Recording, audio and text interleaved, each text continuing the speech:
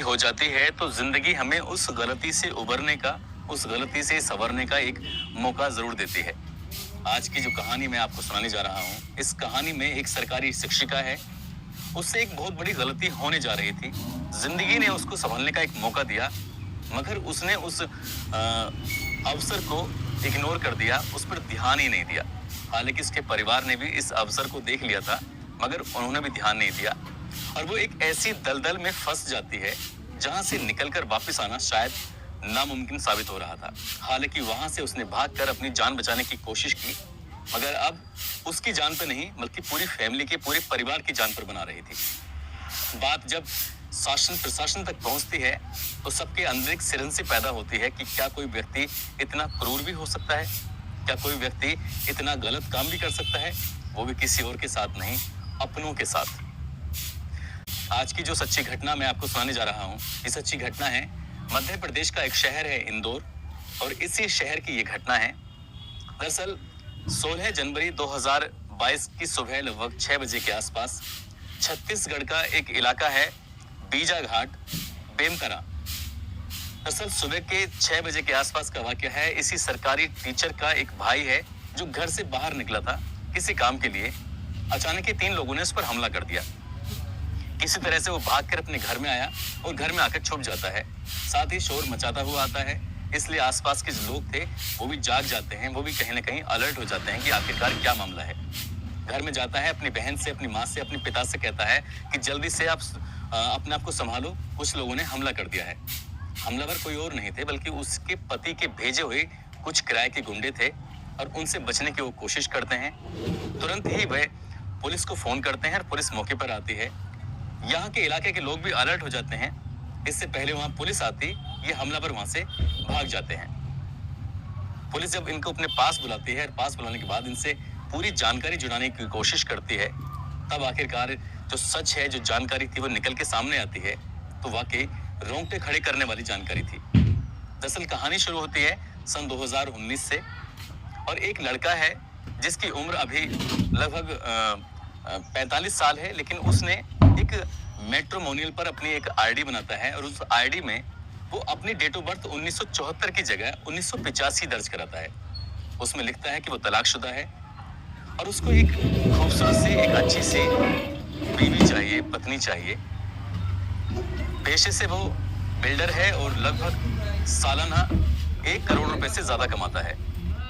इस कमाई को देखने के बाद शायद कोई भी व्यक्ति, कोई भी महिला, कोई भी परिवार आसानी से इम्प्रेस हो जाएगा। ऐसा ही हुआ इस सरकारी शिक्षिका के साथ, जिसका नाम है लता। लता ने जब इसकी प्रोफाइल देखी, प्रोफाइल देखने के बाद मैट्रिमोनियल पर तो बातचीत नहीं की, मगर फेसबुक पर एक रिक्वेस्ट भेज दी। और रिक्वेस्ट भेजने के बाद यहाँ से इनकी दोस्ती की शुरुआत हो जाती है। दोस्ती कहीं ना कहीं प्यार में बदल जाती है और फिर ये दोनों एक दूसरे से एक रिश्ते में, एक बंधन में बंधने की बात तय कर लेते हैं। और वो दिन भी आ जाता है 24 अक्टूबर 2019। छत्तीसगढ़ की राजधानी रायपुर का एक आलीशान होटल के अंदर दोनों की धूमधाम से शादी होती है।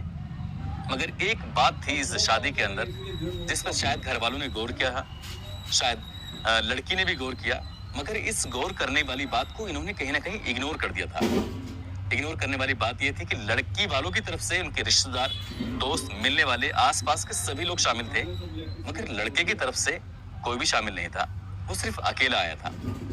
उस लड़के से सवाल भी पूछा गया कि तुम अकेले क्यों आए हो, तुम्हारे परिवार में माँ, बाप, भाई, बहन, रिश्तेदार क्या कोई नहीं है?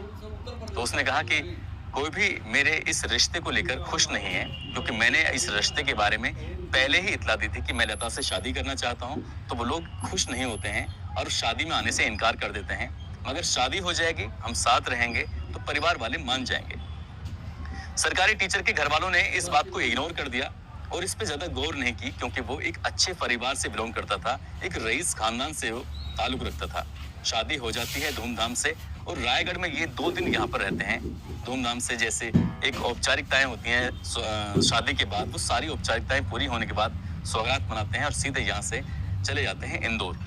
इंदौर में लगभग 15 दिन एक होटल में रहते हैं और होटल में रहने के बाद जो जिंदगी के बहुत ही खूबसूरत दिन थे, अब इस लड़के के साथ जिसका नाम है राजेश विश्वकर्मा, जो कि बिल्डर है और शहर का नामी आदमी है, उसके साथ इसकी पत्नी लता रहती है 15 दिन के आसपास और वो बहुत ज़्यादा खुश थे। जिंदगी के ये सबसे खूबसूरत दिन थे जो बिताए जा रहे थे। इसके बाद लता जिद करती है कि मुझे अपने घर वालों से तो मिलाओ, मुझे अपने परिवार वालों से मिलाओ, मैं बाकी सब लोगों से मिलना चाहती हूँ।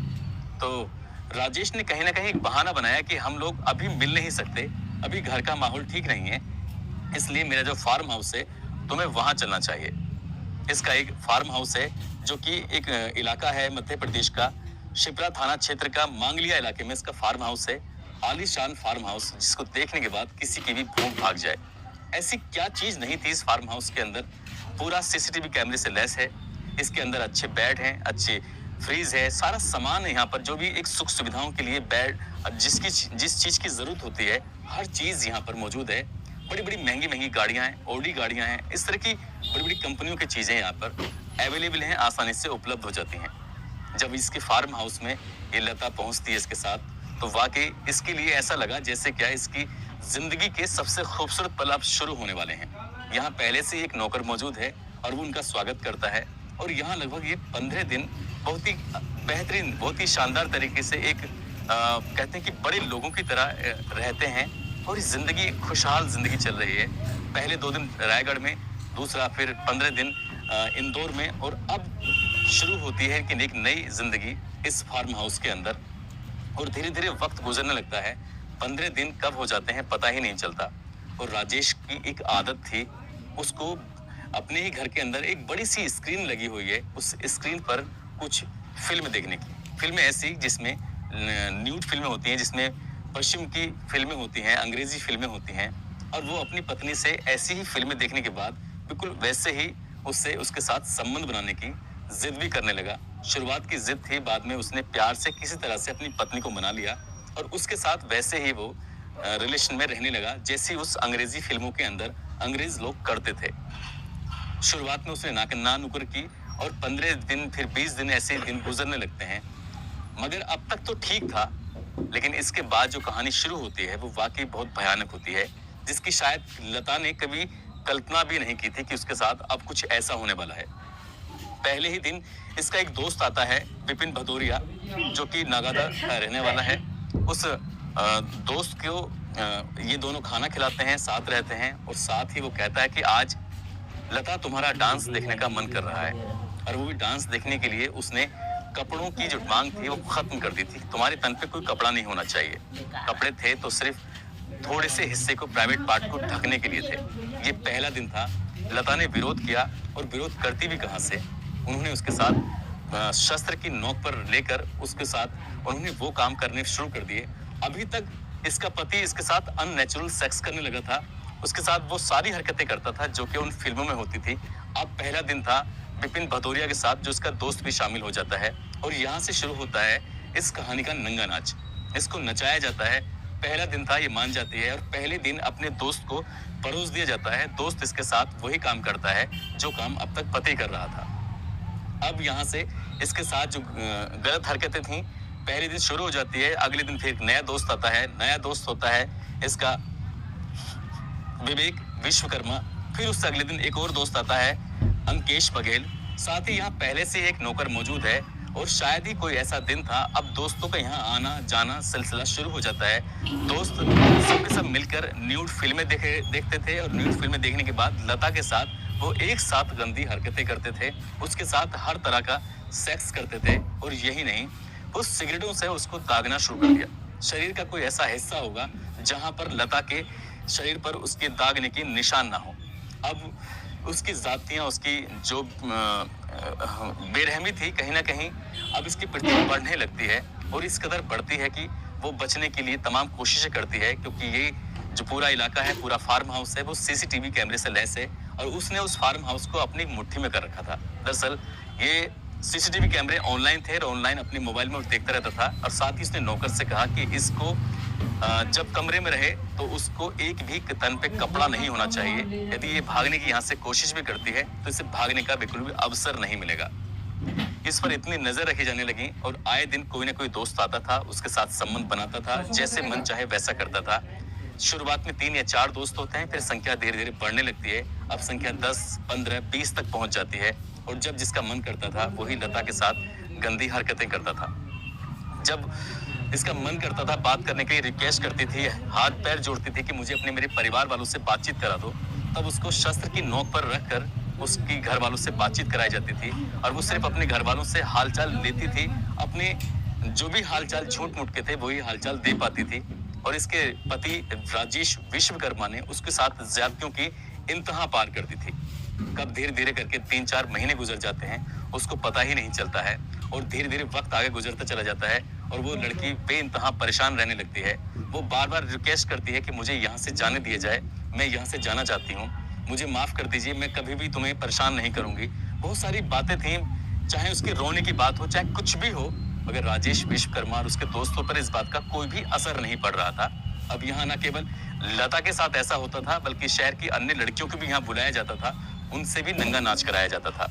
ऐसा कोई दिन था जब लता को यहाँ पर उससे ऐसा गलत काम न कराया जाता हो और बिना कपड़ों को इसको डांस ना कराया जाता हो, साथ ही सामूहिक रूप से उसको न्यूड फिल्में ना दिखाई जाती हों। मगर एक दिन ऐसा भी आता है जब लता की रिक्वेस्ट को स्वीकार कर लिया जाता है, एक्सेप्ट कर लिया जाता है। उसका पति मान जाता है, कहता है कि यदि तुमने ये बातें किसी को बताई अपने घर अपने मायके जाकर तो तुम्हारे साथ वो हश्र किया जाएगा जिसकी तुमने शायद कल्पना नहीं की है। जो तुम्हारी वीडियो बनाई गई है, क्योंकि ये गलत काम भी करते थे, साथ ही इसकी वीडियो अपने मोबाइल में उतार लिया करते थे उस पर दबाव बनाने के लिए। एक के बाद एक इसकी तमाम वीडियो उनके मोबाइल में अपलोड हो चुकी थी। साथ ही जब ये अपने मायके जाती है तो उससे ये कहा जाता है कि न केवल तुम्हारी वीडियो को सोशल मीडिया पर अपलोड कर दिया जाएगा बल्कि तुम्हारे परिवार वालों को भी मार दिया जाएगा। ये अपने मायके चली जाती है और मायके जाके चुपचाप अपने रहने लगती है। हालांकि उसने अपने परिवार से, अपनी माँ से, अपने भाई से किसी को भी ये बात नहीं बताई थी कि उसके साथ ऐसा जुल्म वहां पर हुआ है। मगर कुछ दिन के बाद एक जो इसका दोस्त है विपिन भदौरिया, नगादा थाना क्षेत्र का रहने वाला है, उसका राजेश विश्वकर्मा सीधा उसको उसके इलाके में भेजता है और उससे कहता है कि इसे वापस लेके आओ, नहीं आती है तो उनको मार डालना। ये पिछले 15 दिन से लगातार इसकी रैकी कर रहे थे और रैकी करने के बाद एक दिन ऐसा भी आता है जब इसका भाई जब घर से निकलता है तब उस पर वो हमला करने की कोशिश करते हैं और वो दिन कोई और नहीं था बल्कि यही 16 जनवरी 2021 का वाकया है। हालांकि इसके भाई ने किसी तरह भागकर अपनी जान बचाई, इसकी बहन पर भी हमला करने की कोशिश की मगर तब तक पुलिस आ चुकी थी, पुलिस को देख के भाग चुके थे। इसके बाद इस मामले की जांच की जाती है और पुलिस मुकदमा दर्ज करती है इन चारों आरोपियों के विरुद्ध, जिसमें अंकिश बघेल, विवेक विश्वकर्मा, विपिन भदौरिया, राजेश विश्वकर्मा, इनके खिलाफ मुकदमा दर्ज किया जाता है आईपीसी की धारा 376 2G, 376 2N, 377, 323, 594, 206 पर 25 आर्म्स एक्ट के तहत मुकदमा दर्ज कर लिया जाता है। पुलिस जब इनकी गिरफ्तारी के लिए दबिशन देती है तो ये ज्यादा दूर भाग नहीं पाते। आखिरकार पुलिस इन्हें बहुत कम समय में अपनी गिरफ्त में ले लेती है और इनसे पूछताछ करती है। साथ ही उस फार्म हाउस की तलाशी जब ली जाती है तो उस फार्म हाउस पर सेक्स टॉय मिलते हैं और ऐसी कोई चीज नहीं थी जो पुलिस को वहां नहीं मिलती। फिर मामला नगर निगम तक पहुंचता है, फिर मामला इस इलाके के डीएम तक पहुंचता है। डीएम बिलास बोसकर संदीपान हैं और साथ ही एसपी धर्मेंद्र सिंह, ये दोनों मिलकर इस मामले की जांच कराते हैं कि ये जो फार्म हाउस है वो सही है गलत है। नगर निगम से इसकी जांच कराई जाती है तो ये कागजों में तो था ही नहीं, इसलिए इस पर बुलडोजर चलाकर इसको गिरा दिया जाता है। साथ ही इनको आरोपियों को गिरफ्तार करके इन्हें जेल भेज दिया जाता है और इस मामले की जांच पड़ताल की जा रही है। ये जानकारी मिलती है इनकी सीडीआर इनके मोबाइल से निकालने के बाद कि इस इलाके के जो भी लड़कियां थीं उनके दोस्तों को एक साथ बुलाया जाता था और यहाँ पर ये सब काम गलत होता था। काश इस लड़की ने पहले ही दिन हिम्मत जुटाई होती जिस दिन पे इसकी शादी हो रही थी 24 अक्टूबर 2019 को। जब ये अकेला आया था तो शायद ये लड़की के ये मतलब महिला शिक्षिका के साथ इतना बुरा अत्याचार नहीं होता। और आपकी जानकारी के लिए मैं आपको बता दूं, जब इसके फार्म हाउस को गिराया जा रहा था, नगर निगम की टीम वहां पर कार्रवाई कर रही थी, अचानक से ही इसकी पहली बीवी प्रकट हो जाती है अपने 3 बच्चों को लेकर और वो कहती है कि हम दोनों का कोई तलाक नहीं हुआ है, हालांकि ये अय्याश किस्म का इंसान है, हालांकि ये गलत किस्म का इंसान है, मगर मेरे बच्चों का क्या कसूर है, आप इस फार्म हाउस को क्यों गिरा रहे हैं। मगर हैरान करने वाली बात यह भी है कि अगर इसको इतने फार्म हाउस की चिंता ही थी, इसे अपने पति की चिंता थी, तो क्या बीच में एक बार भी ऐसा मौका नहीं था कि वो आकर अपने पति की हरकतों को उस फार्म हाउस पर देखती, या फिर इसका पति कहाँ रहता है इसकी जानकारी जुटाने की कोशिश करती। मगर इस पहली पत्नी ने ऐसी कोई जानकारी जुटाने की कोशिश नहीं की थी। मगर पत्रकारों से बातचीत में ये पता चलता है कि इस महिला ने, इसकी पत्नी ने, पहली वाली ने अपने इस पति के फार्म हाउस को बचाने के लिए प्रशासन को गुमराह करने की कोशिश करती, लेकिन जो मध्य प्रदेश के मुख्यमंत्री उनके आदेश के बाद इसके फार्म हाउस को पूरी तरह से तहस नहस कर दिया जाता है। साथ ही इसकी संपत्ति की और जांच की जा रही है कि इसने कहाँ-कहाँ संपत्ति इकट्ठी की है। जो भी नंबर 2 की संपत्ति है उसको गिराने की कोशिश की जा रही है, उसे खत्म करने की कोशिश की जा रही है।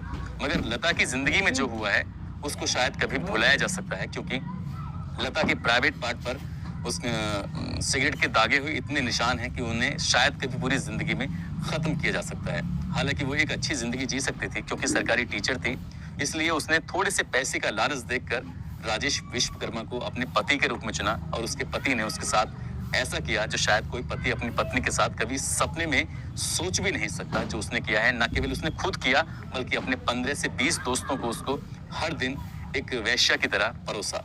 दोस्तों, इस कहानी को सुनाने का उद्देश्य किसी को परेशान करना नहीं है, किसी का दिल दुखाना नहीं है, बल्कि आपको सचेत करना है, आपको जागरूक करना है। आप छोटे-मोटे लालच में तो बिल्कुल ना आए, छोटा-मोटा क्या बड़े से बड़े लालच में बिल्कुल ना आए, क्योंकि जो खुद की कमाई होती है उसी से ही ज़िंदगी बहुत अच्छे से सँवर सकती है, उसी से ही आगे बढ़ सकती है। और लता के पास तो वाक़ई एक ऐसा मौका था, ऐसा अवसर था, जिससे क्या वो अपनी खुद की कमाई से अपने सारे सपने पूरे कर सकती थी।